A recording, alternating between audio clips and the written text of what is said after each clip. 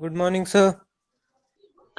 सो भाई last lecture अगर याद हो तुम लोगों को तो लास्ट लेक्चर में हम लोगों ने डिस्कस किया था जो हीट एक्सचेंजर होते हैं उसके न्यूमेरिकल। ठीक है। और मैंने मोस्ट ऑफ द न्यूमेरिकल तुम लोगों को करा दिए हैं उसके। ठीक है। एक न्यूमेरिकल और बच रहा है जो मुझे कराना है तुम लोगों को। तो वो मैं तुम लोगों को प्रोसेस बता दूंगा उस न्यूमेरिकल का। ठीक है। और वो खुद से करना है आप लोगों को वो वाला न्यूमेरिकल। ठीक है। उसके बाद आज हम नए टॉपिक पे आएंगे, that is the boiling and condensation. Okay. So we will cover a new topic today, that is boiling and condensation. It will require, this is a chapter number second of the unit 5. Okay, जो आपका unit 5 है उसका ये chapter second है. There are three chapters in the unit 5. First one is the heat exchanger, second one is the boiling and condensation, and third one is the mass transfer. Okay, so the second chapter we will today start. But before that I want to show you some one numerical problems, and you have to solve that numerical problem by yourself. Okay, I will discuss the strategy to solve the numerical problem of this particular heat exchanger. Okay, so let us look at the numerical problem that we have.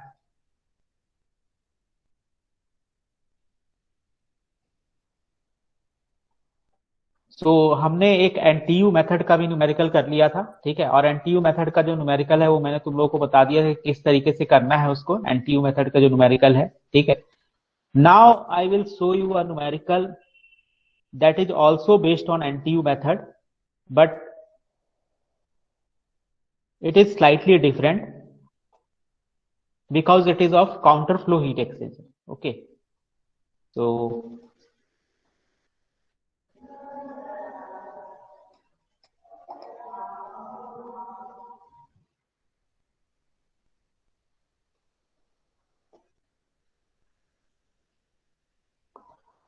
this is the numerical that we are going to discuss. This is numerical 9.5.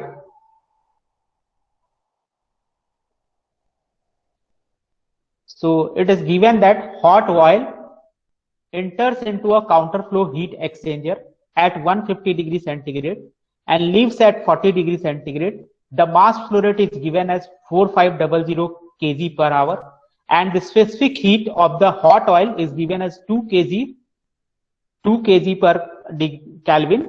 Okay, 2 kilojoule per kg Kelvin, and the oil is cooled by water which enters the heat exchanger at 20 degrees centigrade. The overall heat transfer coefficient is also given as 1400. The exit temperature should not exceed to 80 degrees centigrade. Using the effectiveness NTU method, as it is written here, you have to use the effectiveness NTU method and find the mass flow rate of water, effectiveness of the heat exchanger, and the surface area that will be required. Okay, so this is a numerical problem based on the counter flow heat exchanger. ठीक है। जो हमने कल numerical किया था वो हमारा parallel flow पे बेस्ड था, और ये वाला जो न्यूमेरिकल है ये हमारा काउंटर फ्लो पे बेस्ड है। ठीक है। तो हम डिटेल में इसको डिस्कस नहीं कर रहे हैं, बस मैं तुम्हें इसका मेथड बता देता हूं किस तरीके से इसको सॉल्व करना है। ठीक है। तो पहले तो जो गिवन क्वांटिटी वो हम देख लेंगे। हमारे पास जो गिवन डेटा है वो हमारे पास हॉट जो हमारे पास ऑयल है उसका टेम्परेचर दिया हुआ है इनलेट का, that is 150. The outlet temperature of hot oil is given as 40 degree centigrade. Mass flow rate of hot oil is given as 4500. The specific heat of the hot oil is given as 2 kilojoule per kg Kelvin, and TCI, the initial temperature of cold fluid, is given as 20 degrees centigrade. Overall heat transfer coefficient U is given as 1400.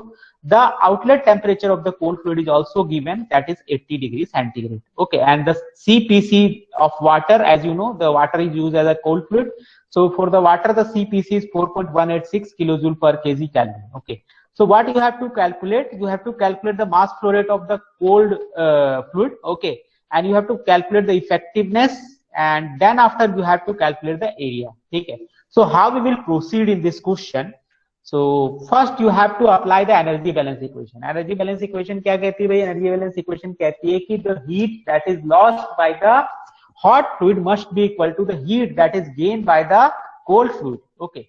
So just apply the energy balance equation. The heat lost by the cold fluid will be, hot fluid will be equal to heat lost by the cold fluid, and just apply these equations to calculate by applying this energy balance equation, you can easily get this MC because all other things are known, all the temperatures are known, the CPH and MH is also known. So if you will calculate, you can easily get the value of MC. Okay, so you can find out the value of MC, and after that the heat capacity of the cold fluid is given. If you will see the heat capacity of the cold fluid and hot fluid, you can find out easily. Heat capacity of hot fluid will be mH into CPH, that will come out to be 2500. Heat capacity निकाल लेंगे हम hot fluid का. उसके बाद cold fluid का भी heat capacity हम निकाल लेंगे, that is MC into CPC, that is coming out to be 4583. ठीक है. अब देखो पिछले क्वेश्चन में अगर याद हो तुम्हें, तो जो कैपेसिटी रेशियो था वो हमारा 1 आ गया था. इसलिए 1 आया था क्योंकि जो C मिनिमम था और C मैक्सिमम था दोनों एक ही थे, C बराबर ही थे. Heat capacity of cold fluid किसके बराबर हो गया था? हॉट फ्लूइड के बराबर हो गए थे. लेकिन यहाँ पे ऐसा नहीं है. ठीक है, तो यहाँ पे कैपेसिटी रेशियो अगर तुम निकालोगे, then capacity ratio will come out to be C minimum upon C maximum. C minimum कौन सा होगा? जो इन दोनों में से मिनिमम होगा. सो 2500 अपॉन 4583 करोगे, then you will get this as 0.5454. Okay, so you will get this as 0.5454. Now if calculate the effectiveness. What is effectiveness? Effectiveness is given by Q actual upon Q max. What is the Q actual? Q actual को तुम्हें पता है कि दो तरीके से लिख सकते हैं. अगर CH के टर्म्स में लिखोगे तो CH into THI minus TH naught divided by the Q max is given by C minimum multiplied by THI minus TCI. ठीक है, the maximum temperature difference. ठीक है, as we know. सो अगर इसको सॉल्व करेंगे तो CH और C मिनिमम अगर यहाँ पे देखोगे तो सेम ही है.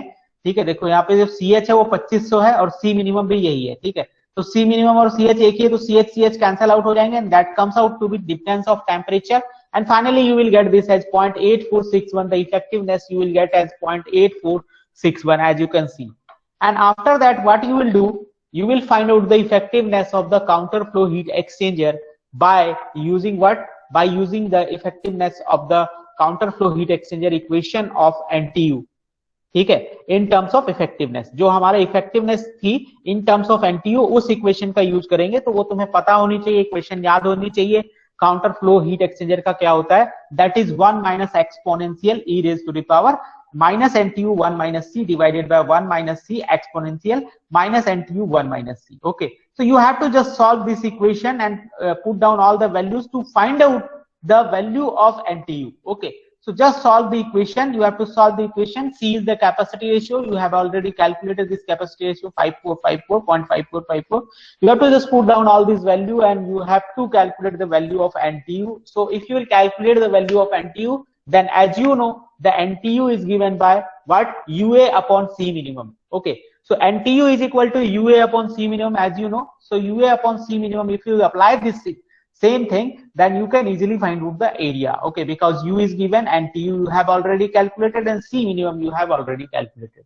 So everything you have calculated in this equation except the area of the heat exchanger. So you can easily find out the area of heat exchanger. So try this question by yourself. I am not discussing this question in very detail. ये जो PDF है already मैंने upload कर दी है, classroom पे available है, वहां से जाके देख सकते हो. Okay, so this is all about the heat exchanger. We have covered all the numerical problems on the heat exchanger. Every type of numerical problem I have covered. ठीक है, rest the numerical problem that has been asked already in the exam will be provided to you. Okay, so जो हम लोग अब हम बात करेंगे यहाँ पे नेक्स्ट चैप्टर नंबर 2 पे हम लोग आ जाते हैं. तो chapter number 2 is the boiling and condensation. Okay, so as you know, the boiling is a very simple term and condensation is also very simple term. If you look at the boiling and condensation, this looks to be a very simple. Okay, but there are some terms and some regimes that you have to understand in the boiling and condensation. Okay, so that you will be able to differentiate between the different processes like boiling, evaporation and the vaporization. Sometimes you see the word that is known as evaporation, sometimes you use vaporization. ठीक है, तो इन सब चीजों में confuse नहीं होना है कि बॉइलिंग क्या है, एवोपरेशन क्या है, वेपोराइजेशन क्या है. ठीक है, इनके बीच डिफरेंस हम लोगों को इजीली आइडेंटिफाई करना आना चाहिए. ठीक है, दूसरा ये है कि जो बॉइलिंग होता है वो वैसे तो बहुत ही सिंपल सा प्रोसेस लगता है, लेकिन boiling is not so simple process. ठीक है, if you look at the boiling is some terms in the boiling that you have to understand. okay, to go into deep of the boiling, okay. As well as in the condensation, there are the condensation of basically 2 or 3 types of condensation are there. There is a film condensation, there is a drop condensation. So you have to also understand that which type of condensation we should prefer, and what will be the net heat effective, which type of condensation will be effective for you, okay. So all these things will be discussed in this chapter, boiling and condensation, okay. So let us start with this boiling, okay. So what is the boiling? First thing is the boiling. When you call there is a boiling, okay. तो boiling कब होती है? तो boiling क्या है कि boiling is a state of liquid when it reaches to its saturation temperature and ready for vaporization at the solid liquid interface, when solid surface is maintained at a temperature which is sufficiently above than its saturation temperature, okay. So what is the condition of the boiling? First thing is what is the condition of boiling? कि boiling की condition क्या है, कब कोई भी liquid boil करेगा, ठीक है. So the condition is that the temperature of your liquid must be greater than what? The temperature or saturation temperature, okay. So the saturation temperature से जब किसी भी लिक्विड का जो टेम्परेचर है तुम उसको ऊपर ले जाओगे सैचुरेशन टेम्परेचर से, उस लिक्विड का जो भी सैचुरेशन टेम्परेचर है उससे अगर ज्यादा ले जाते हो उस टेम्परेचर लिक्विड के टेम्परेचर को, तो जो लिक्विड है तुम्हारा वो बॉयल होना शुरू हो जाता है, ठीक है. अब कैसे ले जाएंगे इस किसी भी लिक्विड के टेम्परेचर को उसके सैचुरेशन टेम्परेचर से ज्यादा? तो उसके लिए हमें जरूरत किसकी पड़ेगी? एक हीटेड सरफेस की जरूरत पड़ेगी. कोई भी सरफेस होगा टीएस जिसकी वैल्यू काफी ज्यादा होगी, इस टीएस की वैल्यू काफी ज्यादा होगी इसके जो लिक्विड है उसके सैचुरेशन टेम्परेचर, ठीक है. जैसे अगर मैं बात करता हूं, let us consider a water. Generally जो वाटर है वो हमारा नॉर्मल एटमॉस्फेरिक प्रेशर पे water boils at 100 degree centigrade. As you know the water boils at 100 degree centigrade. So 100 degree centigrade is the saturation pressure at atmospheric saturation temperature at atmospheric pressure. So this 100 degree centigrade is the saturation temperature at atmospheric pressure, okay. So saturation temperature की अगर हम बात करें तो ऐसा है कि जो saturation temperature है this is also variable with respect to the saturation pressure, ठीक है. जो तुम वर्किंग प्रेशर रखते हो उस पे भी ये 100 डिग्री सेंटीग्रेड डिपेंड करता है. अगर हम जैसे अभी नॉर्मल एटमॉस्फेरिक प्रेशर पे वाटर को बॉईल करेंगे तो 100 डिग्री पे बॉईल होगा, लेकिन अगर हम प्रेशर घटा दें तो वाटर हो सकता है कि 80 डिग्री सेंटीग्रेड पे बॉईल हो जाए, ठीक है. अगर तुम एक बार से कम कर देते हो प्रेशर, एक एटमॉस्फेरिक से कम कर देते हो तो ये भी घट जाएगा, ये जो टेम्परेचर है ये भी घट जाएगा. If you see steam table, तो स्टीम टेबल अगर तुम्हें याद हो तो स्टीम टेबल में हमारे पास 2 चार्ट होते हैं. There is a one temperature based chart and second one is the pressure based chart, okay. So जो टेम्परेचर बेस्ड चार्ट होता है उसमें तुम्हारा एक कॉलम में टेम्परेचर होता है saturation temperature and next column में होता है सैचुरेशन प्रेशर, ठीक है. जो प्रेशर बेस्ड चार्ट होता है उसमें तुम्हारे पास सैचुरेशन प्रेशर मालूम रहता है and you can easily find out from that chart the saturation temperature, okay. So the saturation pressure and the saturation temperature you can easily find out in the steam table, ठीक है. Similarly if you will see later you will study the refrigeration and air conditioning, और अगर refrigeration and air conditioning देखोगे तो refrigeration and air conditioning में भी तुम्हें एक टेबल मिलती है. उस टेबल में बिल्कुल जैसा स्टीम टेबल है वैसा ही जो रेफ्रिजरेंट है तुम्हारा बिहेव करता है. There is a saturation pressure and there is a saturation temperature for the refrigerant and refrigerant boils at very low temperature. If you see the refrigerant boils at -30 degree centigrade, that's why you get the temperature lower than -30, okay, in the refrigeration. So in the refrigeration you can get any temperature but that will depend upon the refrigerant that you are going to use, okay. So ये हमारे पास जो है saturation pressure जो है या saturation temperature जो है that is the important thing for the boiling, okay. So when you will make a liquid temperature higher than its saturation temperature then it will start boiling, okay. So how the boiling occurs, अगर यहाँ पे देखोगे तो generally हम क्या करते हैं, या तो अगर मैं बोलूं कि ये कोई बीकर है तो या तो इस बीकर को नीचे से एनर्जी सप्लाई करो, भाई इसको कहीं गैस पे रख दो, या तो इसको हम गैस पे रख दें, ठीक है, और नीचे से हीट सप्लाई करें. या हम क्या कर सकते हैं कि इसमें एक हीटिंग एलिमेंट लगा दें, जैसे यहाँ पे लगाया हुआ एक हीटिंग एलिमेंट बीच में लगा दें, ठीक है, जिसका टेम्परेचर 110 डिग्री सेंटीग्रेड रखा हुआ है और 100 डिग्री सेंटीग्रेड पे वाटर बॉयल होता है. जो यहाँ पे वाटर इसके कॉन्टेक्ट में आएगा वो क्या होगा कि धीरे धीरे बॉयल होना शुरू हो जाएगा, ठीक है. अब बॉइलिंग होती कैसी है? सबसे पहली बात तो ये।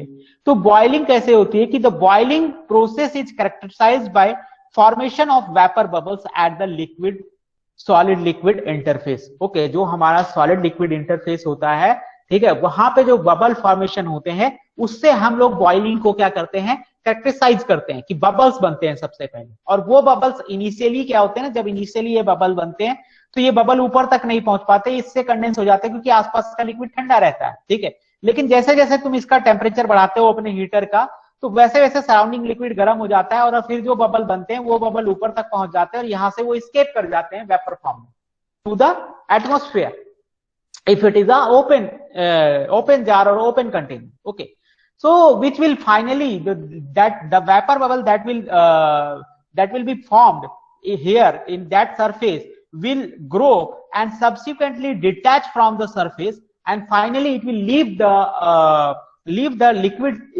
liquid free surface, and it goes to the atmosphere in the vapor form. So this is the boiling. It looks so simple, but later you will see that in the boiling also there are some process that we have to understand, ठीक है। तो वो हम लोग बाद में देखेंगे कि बॉइलिंग में आगे हमें क्या देखना है, क्या पढ़ना है, ठीक है। तो जो बॉइलिंग होती है बेसिकली, अगर मैं बॉइलिंग की यहाँ पे बात करूं तो boiling takes place when the temperature Ts, what is the temperature Ts? Ts is the temperature of this surface, the temperature of this particular surface is known as the Ts, okay, through which the heating is going into the this particular water, okay। तो जिसके through जो heat है हमारी water में जा रही है वो हमारा क्या है, वो हॉट सरफेस है। तो Ts हमारा उसका सरफेस का टेम्परेचर है। Ts of the solid surface in contact with the liquid exceeds the saturation temperature of liquid। तो जनरली जो ये Ts रहता है that will be greater than the saturation temperature for boiling to takes place, ठीक है। तो जो boiling में हमारी हीट फ्लक्स जनरेट होती है, ठीक है, ये हीट फ्लक्स जो तुम सप्लाई करते हो, तो heat flux during the boiling depends on the temperature axis. एक टर्म हमने यहाँ पे डिफाइन करी है जो जिसको हमने बोला है temperature axis. So what is the temperature axis? Temperature axis delta TE को हमने डिफाइन किया है the difference of Ts minus T saturation, okay. So ये जो है basically delta TE will decide that how much heat flux will be supplied to this water, okay। अगर तुम heat flux Q की वैल्यू बढ़ाना चाहते हो उसके लिए तुम्हें ये डेल्टा T क्या करना पड़ेगा, बढ़ाना पड़ेगा। This delta T you have to increase if you want to increase this Q, okay। So जो हमारा हीट फ्लक्स है that is directly dependent upon the difference of the surface temperature and saturation temperature of the liquid, okay। So as the temperature excess increases, the liquid boiling rate will also increase। So it will increase this delta TE। अगर delta TE तुम increase करोगे temperature difference से saturation का और जो surface तुम use कर रहे हो हीटिंग के लिए उसके बीच जो टेम्परेचर डिफरेंस है अगर वो तुम बढ़ाते हो तो बॉइलिंग का जो रेट है वो भी क्या हो जाएगा, इंक्रीज हो जाएगा, okay. So this is all about the boiling, okay. Now come to the second term that is the evaporation, okay. So generally हम लोग क्या करते हैं, हम बहुत ज्यादा कंफ्यूज होते हैं एवोपरेशन और वेपोराइजेशन, ठीक है। तो ये आज मैं तुम लोगों को क्लियर कर दूंगा कि एवोपरेशन क्या होता है और वेपोराइजेशन क्या होता है। दोनों बिल्कुल अलग प्रोसेस है, दोनों बिल्कुल सेपरेट प्रोसेस है, दोनों का एक दूसरे से लेना देना नहीं है, ठीक है। तो अगर मैं यहाँ पे बात करूं एवोपरेशन की, तो एवोपरेशन क्या होता है?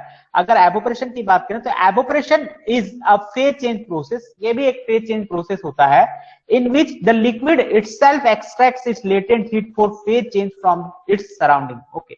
तो एवोपरेशन क्या होता है? एवोपरेशन में बेसिकली कोई भी लिक्विड होता है, जैसे पानी गिर गया है यहाँ पे मान लो, तो ये जो पानी है ये क्या करेगा, ये जो पानी है ये सराउंडिंग से हीट लेकर के, ये जो सराउंडिंग होगा यहां से हीट लेकर के ये वेपोराइज हो जाएगा, ठीक है, या एवोपरेट हो जाएगा, ठीक है। तो ये जो एवोपरेशन होगा इसमें जो पानी है या जो लिक्विड है वो हीट कहां से लेगा, सराउंडिंग से लेगा, ठीक है। तो इसको हम क्या बोलेंगे, एवोपरेशन बोलेंगे, ठीक है। The evaporation occurs at free surface of liquid and the liquid changes it's state into gaseous state at any temperature. तो एवोपरेशन जो है, एवोपरेशन होने के लिए किसी टेम्परेचर की रिक्वायरमेंट नहीं होती है। सबसे पहली चीज तो ये है, जैसे तुम्हारा पानी रूम में गिर गया, रूम का टेम्परेचर 30 डिग्री सेंटीग्रेड है, लेकिन थोड़े समय बाद देखोगे तो पानी क्या हो जाता है, वेपोराइज हो जाता है या एवोपरेट हो जाता है, ठीक है। तो टेम्परेचर तो रूम का क्या है 30 डिग्री सेंटीग्रेड, लेकिन वाटर को बॉयल करने के लिए तो 100 चाहिए, लेकिन एवोपरेट हो रहा है, ठीक है। तो this is not vaporisation, for the vaporisation you will need 100 degree centigrade, and for the evaporation you don't require any specific temperature. Evaporation can take at any temperature, ठीक है। So it is a natural process basically. ये एक natural process है, artificial process नहीं है, जबकि जो boiling या वेपोराइजेशन प्रोसेस है that is a artificial process, okay.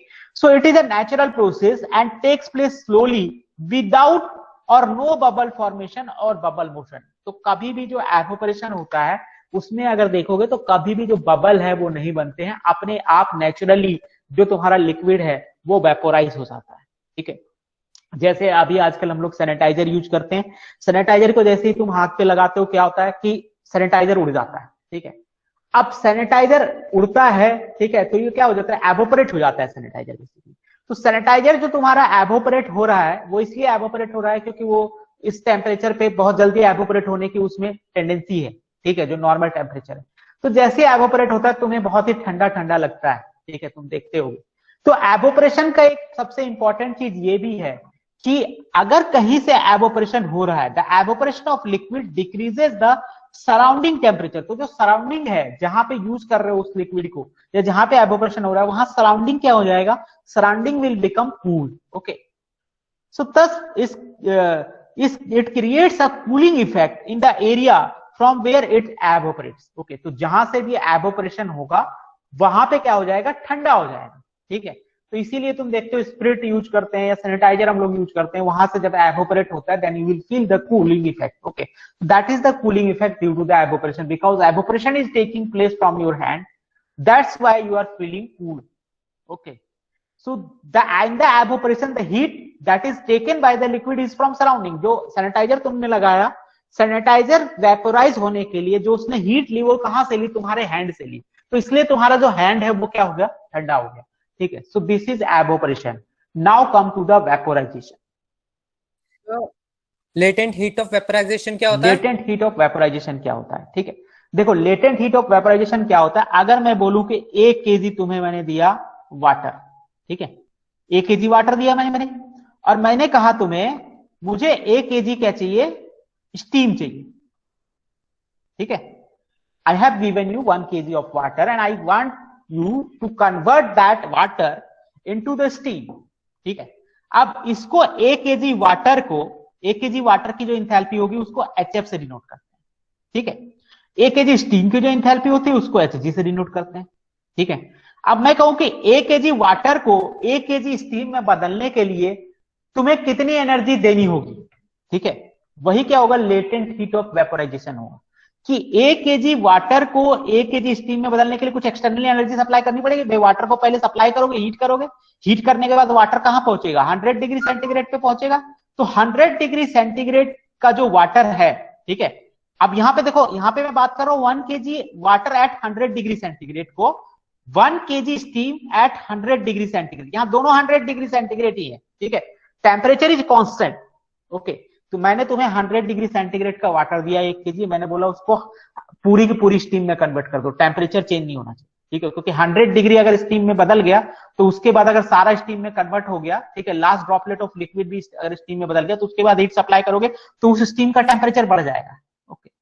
So जो डिफरेंस है, किसका डिफरेंस, इसका Hg माइनस HF का, ठीक है, यही क्या कहलाएगा, लेटेंट हीट ऑफ वेपोराइजेशन कहलाएगा। और इसको हम लोग किससे डिनोट करते हैं, HFG से डिनोट करते हैं।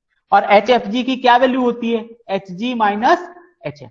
So this is the latent heat of vaporization, okay, the heat that is required to convert 1 kg of water at 100 degree centigrade into 1 kg of steam at 100 degree centigrade is known as the latent heat of vaporization, ठीक है। ये तो latent heat of vaporization की बात है। अगर मैं कहूं कि लेटेंट हीट ऑफ फ्यूजन क्या होती है, ठीक है। तो अभी तो ये चलो मैंने यहां क्या किया, हमने लिक्विड से क्या बनाया है, गैस बनाया है, ठीक है, लिक्विड से गैस फेज में गए। ऐसा ही सेम केस पॉसिबल है अगर तुम्हें मैं 1 kg आइस दूं, मैंने दिया तुम्हें 1 kg किस चीज का, आइस का, ठीक है। मैं कहूं भाई आइस कितने डिग्री सेंटीग्रेड पे दिया मैंने तुम्हें, 0 डिग्री सेंटीग्रेड। 0 डिग्री सेंटीग्रेड पे मैंने तुम्हें 1 किलोग्राम आइस दिया और मैं ये कहूं कि इस आइस को 1 केजी वाटर में कन्वर्ट कर दो, ठीक है, हो सकता है थोड़ा बहुत इधर उधर, 1 केजी वाटर में अगर हम कन्वर्ट कर दें, ठीक है, इसको, ठीक है, तो 1 केजी वाटर में, लेकिन ये जो वाटर होना चाहिए इसका टेम्परेचर 0 डिग्री सेंटीग्रेड ही होना चाहिए, ठीक है, मतलब बस फेज चेंज होना चाहिए। 1 केजी जो हमारा आइस है उसका फेज चेंज होकर के क्या हो जाए, वो वाटर में कन्वर्ट हो जाए, तो इसको लेटेंट हीट ऑफ फ्यूजन बोलते हैं, ठीक है। यहां पे भी सेम है, यहां पे भी क्या है, यहां पे भी इसको HFG बोलते हैं, ठीक है, this is known as same, this there is the same HFG here, okay, but that time in this time this is called as latent heat of fusion, okay. So 1 kg water को 1 KG ice को 0 degree centigrade से, ठीक है, 1 KG 0 degree centigrade की ice को 1 KG 0 degree centigrade के water में बदलने के लिए जितनी हीट तुम्हें देनी पड़ेगी या फिर वो सराउंडिंग से ले लेगा, ठीक है।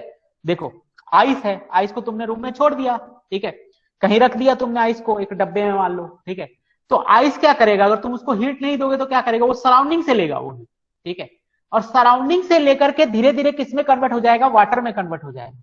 तो जितनी हीट वो सराउंडिंग से एक्सट्रैक्ट कर लेगा या फिर तुम जितनी हीट सप्लाई करोगे to convert 1 kg of ice into 1 kg of water from and at 0 degree centigrade is known as the latent heat of fusion, okay. So it should be clear that what is latent heat of vaporization and what is latent heat of fusion, ठीक है, ये पता Yes sir, clear है। अब आ जाते हैं vaporisation process. तो vaporisation process जो अभी मैंने बताया बस वही है, ठीक है। वेपोराइजेशन में क्या होता है कि वेपोराइजेशन में भी फेज चेंज होता है, एवोपरेशन में भी फेज चेंज हो रहा है, वेपोराइजेशन में भी फेज चेंज हो रहा है, ठीक है। It is also a phase change process in which the latent heat is supplied for phase change of liquid to vapor at the saturation temperature. So generally देखो वेपोराइजेशन की सबसे इंपॉर्टेंट बात क्या है, सबसे इंपॉर्टेंट बात इस वेपोराइजेशन की ये है कि जो टेम्परेचर है ये हमेशा कांस्टेंट रहेगा, ठीक है, बट जो तुम्हारा एवोपरेशन है, ठीक है, एवोपरेशन में कोई जरूरी नहीं कि टेम्परेचर कांस्टेंट रहेगा। अगर एवोपरेट होगा लिक्विड तो सराउंडिंग ठंडा भी हो सकता है, ठीक है, बट यहां पे क्या है, यहां पे जो टेम्परेचर है वो कांस्टेंट रहेगा during entire phase change, the temperature will remain constant, okay. And what will be that temperature, that temperature will be the saturation temperature, okay. So the in the vaporisation the temperature will be always saturation temperature and during entire phase change the temperature will remain constant, ठीक है। तो पहली चीज तो ये है। दूसरी चीज वेपोराइजेशन की इंपॉर्टेंट बात क्या है, ठीक है, कि जो एवोपरेशन होता है वो हमेशा सरफेस पे होता है। पानी गिर गया, जो ऊपर का सरफेस है सबसे पहले वो एवोपरेट होगा, ठीक है, लेकिन वेपोराइजेशन में ऐसा नहीं है। वेपोराइजेशन में वो इंटायर लिक्विड में होता है, इंटायर या थ्रू आउट मास होता है, ठीक है। So the vaporization occurs throughout the mass of liquid at the saturation temperature of liquid, ठीक है। So vaporization occurs in the entire mass। जैसे तुमने क्या किया, एक पैन में तुमने पानी ले लिया, ठीक है, तुमने उसको हीट किया भाई, मान लो कि ये पैन है, ठीक है, इसमें तुमने पानी ले लिया, ठीक है, इसको तुमने हीटिंग स्टार्ट करी। तो इनिशियली मान लो 30 डिग्री सेंटीग्रेड पे वाटर रहा होगा, हीट करना तुमने शुरू किया, यहां से कुछ लगा दिया, गैस वैस बर्नर वर्नर जो भी लगाया, ठीक है, उससे तुमने हीट करना शुरू किया, इसका टेम्परेचर पहुंच गया 100 डिग्री सेंटीग्रेड, ठीक है। तो जब 100 डिग्री सेंटीग्रेड इसका टेम्परेचर पहुंच जाएगा इस वाटर का, क्योंकि तुम यहां से हीट सप्लाई कर रहे हो, तो इसका टेम्परेचर तुमने फ्यूम या जो भी लिया होगा या बर्नर, इसका टेम्परेचर कुछ ये 200-300 प्रोड्यूस कर सकता होगा, तो इसको इसने हीट कर दिया, ये वाला जो नीचे वाला सरफेस है, यहाँ जो वाटर कांटेक्ट में आया उसके बबल बनने शुरू हो गए, ठीक है। इनिशियली जो बबल बने वो कंडेंस हो गए क्योंकि सराउंडिंग ठंडा था, लेकिन तुमने और हीट करना इसको जारी रखा, तो अब ये सराउंडिंग भी गर्म हो गया लिक्विड, ठीक है। तो अब ये जो बबल बन रहे हैं, ये बबल हमारे फूट नहीं रहे हैं, ये बबल धीरे धीरे बड़े होते जा रहे हैं, और बड़े होकर के ये यहां तक पहुंच जा रहे हैं सरफेस तक, और सरफेस से फूट के ये लीक हो जा रहे हैं, ठीक है। That is the vaporisation, okay.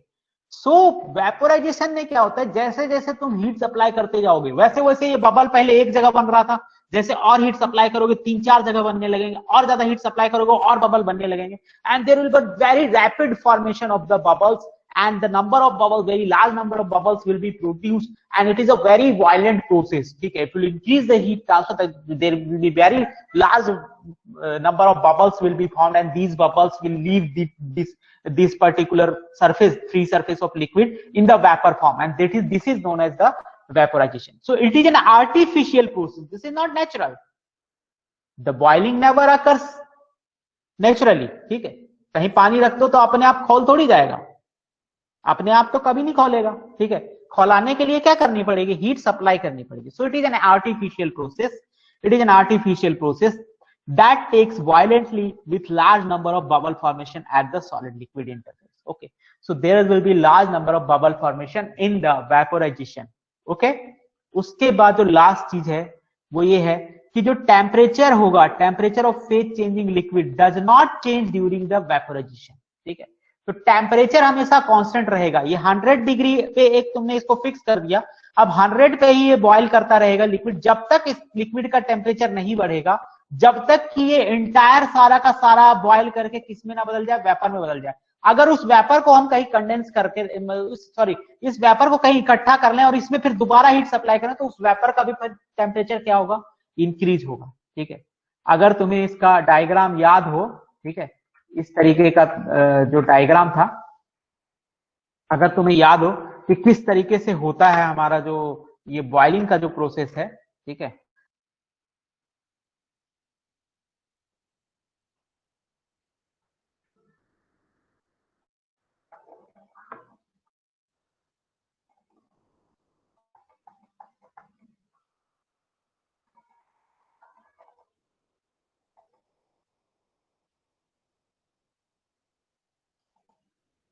देखो बॉइलिंग का जो प्रोसेस होता है वो कुछ इस तरीके का होता है कि यहाँ पे मान लो कि 0 डिग्री सेंटीग्रेड का, मान लो, चलो ठीक है, 0 डिग्री सेंटीग्रेड का यहाँ पे वाटर था.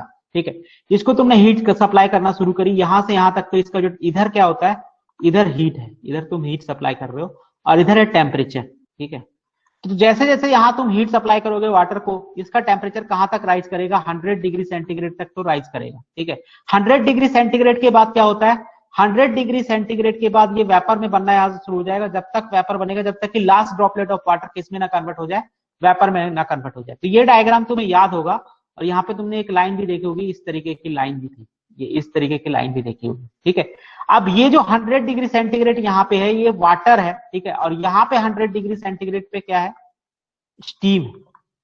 ठीक है, अगर यहाँ पे मैं कहूँ ड्राइनेस फ्रैक्शन की वैल्यू क्या है, इस पॉइंट पे ड्राइनेस फ्रैक्शन की वैल्यू क्या है, दैट इज 0.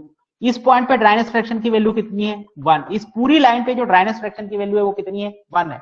अगर मैं कहूँ यहाँ पे इंथैल्पी की वैल्यू क्या है, इस पॉइंट पे इंथैल्पी की वैल्यू क्या है, जहां 100 डिग्री वाटर है तो वहां HF होता है. यहाँ पे इंथैल्पी की वैल्यू क्या है, यहाँ पे Hg है, और इन्हीं दोनों का जो डिफरेंस है वो क्या है, HFG है, लेटेंट हीट है. ओके, और इसके आगे अगर देखोगे, जहां पे भी इस तरीके की तुम्हें लाइन दिखे, इंक्लाइन लाइन, तो हमेशा अब देखो इसके आगे कितनी हीट मैंने सप्लाई करी, तो it will be Cp delta T. ठीक है, जो भी डेल्टा टी होगा इस पॉइंट का और इस पॉइंट का टेम्परेचर डिफरेंस और Cp उसके साथ, तो वो तुम्हारा क्या हो जाएगा, Cp डेल्टा टी हो जाएगा. तो सुपर हीटेड स्टीम की जो इंथैल्पी निकालते थे, अगर तुम्हें याद होगा, तो सुपर हीटेड, अगर मैं कहूं कि इस पॉइंट पे इंथैल्पी बताओ कितनी होगी, ये सुपर हीटेड स्टीम है. ठीक है, तो इस पॉइंट पे कैसे इंथैल्पी बताते थे कि इसकी इंथैल्पी होती थी HF plus HFG plus Cp delta T, अगर याद हो तुम्हें. ठीक है, तो इस तरीके से जो बॉइलिंग का प्रोसेस है वो हमारा होता था. ठीक है, तो अब हम लोग एक कंपैरिजन कर लेते हैं बॉइलिंग और एवोपरेशन में, और उसके बाद हम एक कंपैरिजन कर लेंगे एवोपरेशन और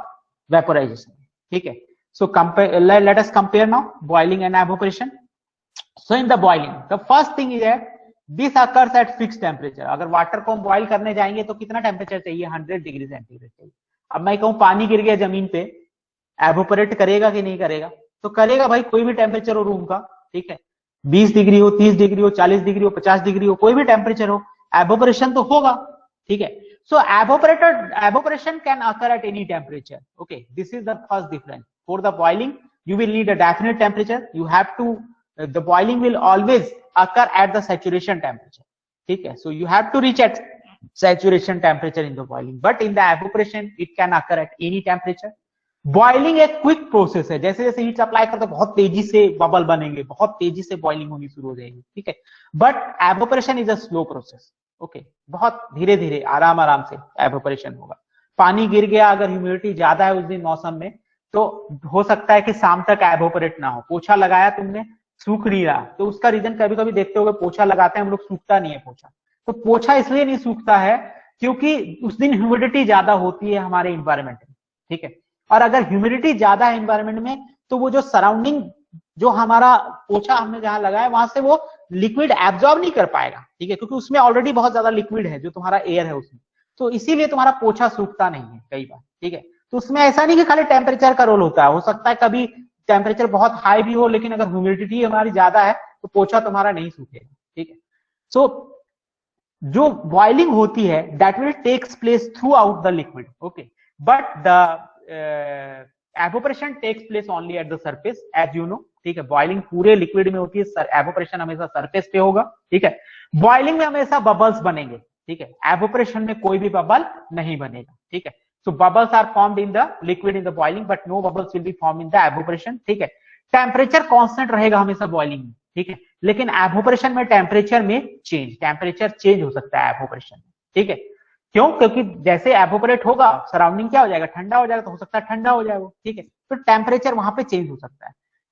thermal energy supplied as an energy source, जो थर्मल एनर्जी होती है उसको हमें सप्लाई करने की जरूरत पड़ती है, किसमें, बॉइलिंग में अलग से, लेकिन एवोपरेशन में हम कोई एनर्जी सप्लाई नहीं करते, वो अपने आप सराउंडिंग से एनर्जी ले लेता है, ठीक है। So thermal energy is supplied by the surrounding in the evaporation. The thermal energy is basically supplied by the surrounding, or it itself, the water itself takes the energy from the surrounding, okay. So this is all about the boiling and evaporation. Now come to the second one, that is the evaporation and vaporization, ठीक है। evaporation और vaporization में क्या difference है? तो evaporation और vaporization में क्या डिफरेंस है, देखो, ये भी एक फेज चेंज प्रोसेस है। अगर एवोपरेशन की बात करें, it is a phase change process in which the liquid state changing to gaseous state at any temperature. So you have to remember, note down this, evaporation can take place at any temperature, but vaporization कब होगा, boiling point पे होगा, उसके 100 degree centigrade पे ही vaporisation start होता है, तुम्हें पता है। तो 100 डिग्री सेंटीग्रेड जो होगा नॉर्मल हमारा सैचुरेशन टेम्परेचर है उसके लिए, तो 100 डिग्री तो मैं एग्जांपल बता रहा हूँ, ठीक है। तो हमेशा वो किस पे होगा, एक सैचुरेशन टेम्परेचर होगा, उसी पे वेपोराइजेशन होगा। So it is also a phase change process from liquid to gas state, but boiling point of temperature of the liquid, but it will always happen at the boiling point of the liquid or the saturation temperature of the liquid. It will always happen at saturation temperature, okay. Evaporation can happen at any time since liquid molecule absorb the energy from the surrounding and changes into gaseous form, but vaporization will be, in the vaporization you will need to heat the liquid up to the boiling point, okay. तो ये एक ही जैसे point है पहला और दूसरा, ठीक है। उसके बाद तीसरा क्या है कि देखो, जब भी एवोपरेशन होगा सराउंडिंग ठंडा हो जाएगा भाई, ठीक है। तुमने सैनिटाइजर लगाया, तुम्हारे हाथ से एवोपरेशन हुआ, तुम्हारा हाथ ठंडा हो गया, ठीक है, थोड़े टाइम के लिए। तो एवोपरेशन जब भी होगा, the surrounding temperature will decrease and it will always create a cooling effect, okay. So in the evaporation the liquid decreases the surrounding temperature and thus creates the cooling effect in the area from where it evaporates, ठीक है। तो जब भी evaporation होगा, it will always create a cooling effect, but in the vaporization there will be no cooling effect. Temperature का कोई change नहीं होता, temperature of the phase changing liquid does not change during the vaporization, so there will be no cooling effect will be produced, the temperature will remain constant, okay. and evaporation तुम्हें पता है surface पे होता है और ये entire मास पे होता है, ठीक है। और evaporation is a natural process that takes slowly and the vaporization is a forced phenomenon and it is very fast and the violent process, okay. So it is a violent process. Vaporization is a violent, evaporation is a natural, slow, okay. So it should be clear now that what is the difference between the evaporation and the vaporization, okay. तो ये मेरे हिसाब से clear होगा तुम लोगों को, evaporation और वेपोराइजेशन में डिफरेंस क्लियर है, क्योंकि आगे जाकर के ये तुम्हें आएगा कि एवोपरेशन और वेपोराइजेशन क्या होता है, मतलब कई बार वर्ड मिलेंगे and you should not have been confused about that. Clear है? Yes, sir. Okay.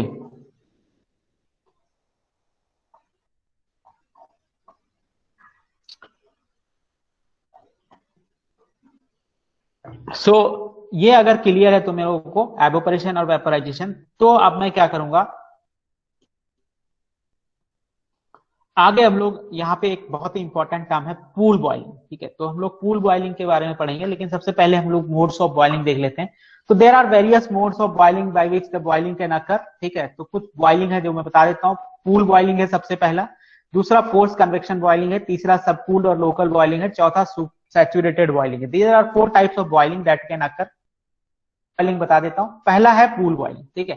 Pool boiling क्या होती है कि boiling is called a pool boiling when heated surface is submerged below the free surface of stagnant liquid and its motion near the surface is due to the free convection only and the mixing is induced by bubble growth under the influence of the buoyancy, ठीक है। देखो pool boiling का मतलब क्या होता है कि मान लो कोई भी लिक्विड ले लिया तुमने तो एक लिक्विड का पूल हो गया, ठीक है। This is a pool of liquid. So अगर यहाँ पे अब अगर बॉइलिंग हमें करनी हो इसमें तो दो तरीके हैं, ठीक है। या तो तुम क्या करो कि इस सरफेस को हीट कर दो, ये नीचे वाला सरफेस है, ठीक है, इसको हीट कर दो तो यहाँ पे हीटिंग स्टार्ट हो जाएगी, बॉइलिंग शुरू हो जाएगा। दूसरा तरीका ये है कि यहाँ अंदर हीटर लगा दो, ये 3 हीटर लगा दिए मैंने, ठीक है। अब ये सरफेस हीट होंगे और इसकी वजह से बॉइलिंग होगी। So there are two method by which you can produce this pool boiling, ठीक है।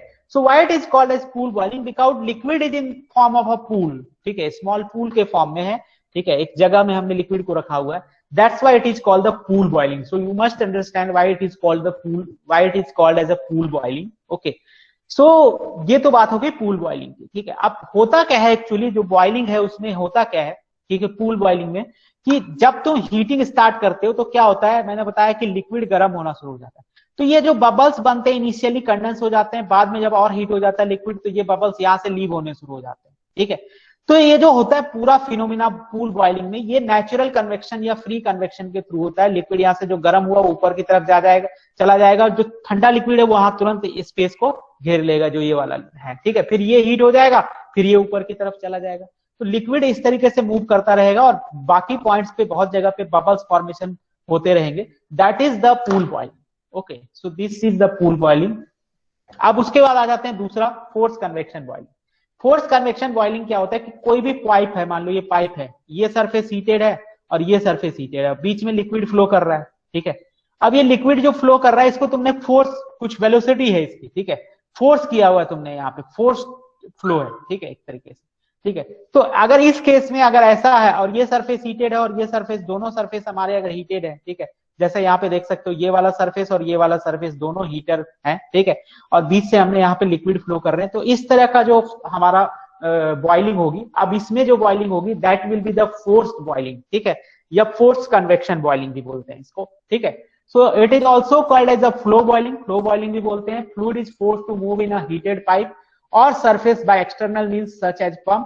Flow boiling is always accompanied by other convection effects. The liquid boils by natural convection and bubble induced mixing, ठीक है। This type of boiling occurs at very high pressure water tubes boiler involving the force convection, okay. So जहां पे भी force convection है वहां पे कौन सी boiling होगी, फोर्स कन्वेक्शन बॉइलिंग, ठीक है। उसके बाद तीसरा है सबकूल्ड बॉइलिंग। सबकूल्ड बॉइलिंग क्या होता है, सबकूल्ड बॉइलिंग ये होता है कि it is also called as a local boiling. एक लोकल बॉइलिंग मतलब एक पर्टिकुलर जगह पे बॉइलिंग हो रही है, ठीक है। ये कैसे होता है, and it occurs when the temperature of liquid is lower than saturation temperature and the bubbles formed at the heated surface are condense in the liquid as they leave the surface, ठीक है। होता क्या है इसमें कि मान लो इसका surface 107 है और यहाँ सबकूल लिक्विड 80 डिग्री सेंटीग्रेड है, ठीक है। अब ये जब बॉयल होगा इनिशियली ये बबल जो बनेगा, ठीक है, तो ये बबल यहाँ पे पहुंचा जहां पे टेम्परेचर 80 डिग्री सेंटीग्रेड है, तो यहाँ पे ये बबल क्या हो जाएगा, कंडेंस हो जाएगा। तो ये जो बॉइलिंग हो रही है that is called as subcooled boiling, ठीक है। क्योंकि बबल क्या है, कंडेंस हो जा रहा है, क्यों, क्योंकि जो लिक्विड है वो सबकूल्ड है वहां पे। तो एक पर्टिकुलर पॉइंट पे जो बबल है वो कंडेंस होते रहेंगे, उसको हम सबकूल्ड बॉइलिंग बोलेंगे। उसके बाद है एक सैचुरेटेड बॉइलिंग। सैचुरेटेड बॉइलिंग क्या है कि कहीं पे भी अगर टेम्परेचर 100 डिग्री सेंटीग्रेड मान लो वाटर का पहुंच गया, नॉर्मल एटमॉस्फेरिक प्रेशर की हम बात कर रहे हैं, ये ध्यान रखना, ठीक है। तो नॉर्मल एटमॉस्फेरिक प्रेशर पे अगर कहीं बॉयल कर रहे हैं और 100 डिग्री सेंटीग्रेड पहुंच गया, तो उस केस में क्या होगा, it occurs when the liquid temperature is equal to the saturation temperature and bubble formed at the heated surface are pushed through the liquid by buoyancy effect to escape from the free surface of liquid. तो अगर यहाँ 100 degree centigrade है तो जो ये bubble बनेंगे यहाँ पे आके कंडेंस नहीं होंगे और फिर क्या होंगे, ये बबल बड़े हो जाएंगे, बड़े होने के बाद ये जो बबल है यहाँ से लीव कर जाएंगे। तो इसको हम लोग क्या बोलेंगे, सैचुरेटेड बॉइलिंग बोलेंगे, ठीक है। तो ये हमारा सैचुरेटेड बॉइलिंग कहलाएगा। तो ये 4 तरीके की बॉइलिंग थी, पूल बॉइलिंग थी, ठीक है, फोर्स्ड कन्वेक्शन बॉइलिंग थी, सब पूल बॉइलिंग थी और सैचुरेटेड बॉइलिंग थी। तो ये चारों मेरे हिसाब से तुम लोगों को समझ में आ गया होगा, ठीक है, ये समझ में आ गया चारों टाइप की यस बॉइलिंग, सर। ठीक है। तो अब एक जो है मैंने तुम लोगों को क्वेश्चन एक पूछा हुआ है क्विज के फॉर्म में, अटेम्प्ट कर लिया है क्या लोगों ने, जिसने अटेम्प्ट नहीं किया वो कर लो जाके, ये क्विज जो है, ठीक है, यहाँ पे एक क्विज है, इसको अटेम्प्ट कर लो। बहुत ही सिंपल सा क्विज मैंने दिया हुआ है।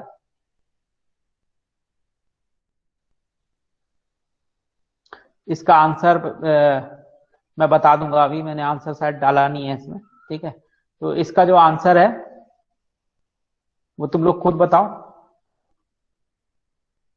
Boiling is a phase change process under, ये बताना है कि बॉइलिंग जो होती है उसमें क्या चीज कांस्टेंट रहती है। टेम्परेचर कांस्टेंट रहता है, प्रेशर कांस्टेंट रहता है, टेम्परेचर प्रेशर दोनों कांस्टेंट रहते हैं क्या, ठीक है। आइसोबारिक कंडीशन होती है, आइसोथर्मल कंडीशन होती है कि आइसोबारिक आइसोथर्मल दोनों होती है, ये बताना है। क्या कंडीशन होती है बताओ। बॉइलिंग में क्या कंडीशन होती है। आइसोथर्मल तो होता ही है, ये तो सबको पता है। आइसोथर्मल का तो किसी को कंफ्यूजन नहीं होगा। तो टेम्परेचर तो कांस्टेंट होगा। टेम्परेचर तो कांस्टेंट होगा, ठीक है। क्या प्रेशर भी कांस्टेंट रहता है।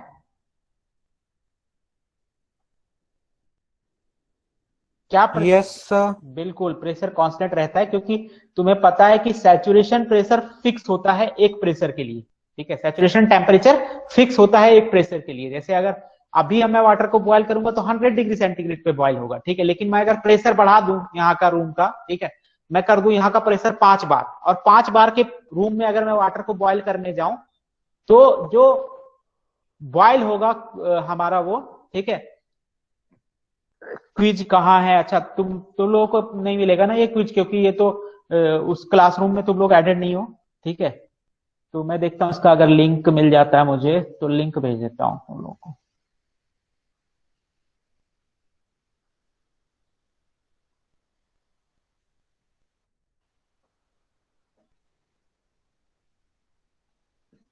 ये लिंक मैं चैट बॉक्स में डाल दे रहा हूँ, शुभम यहाँ से देख लो तुम, अगर अटेम्प्ट हो जाता है और नहीं होता तो कोई बात नहीं, मैंने दिखाई दिया क्या क्वेश्चन है, एक ही क्वेश्चन है, ठीक है।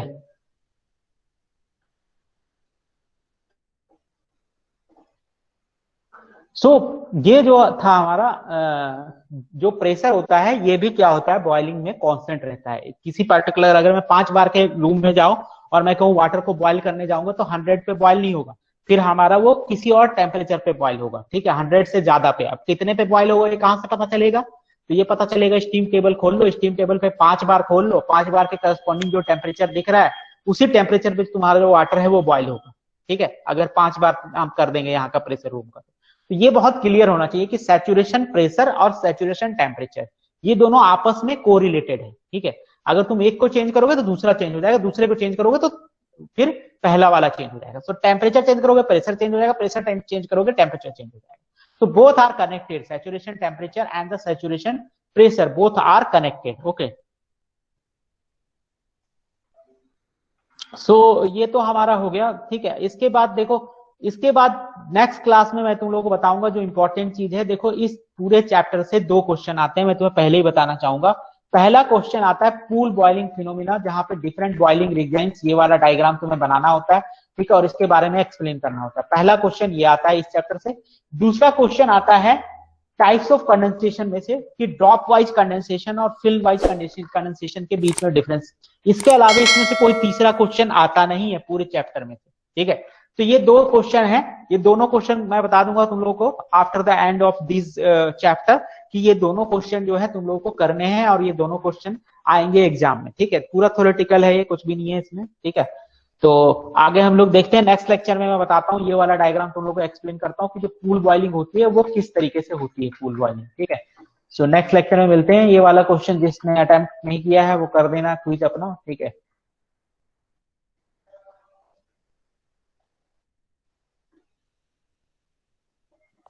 Thank you sir. ओके, तो तुम लोग देख लो अभी इसमें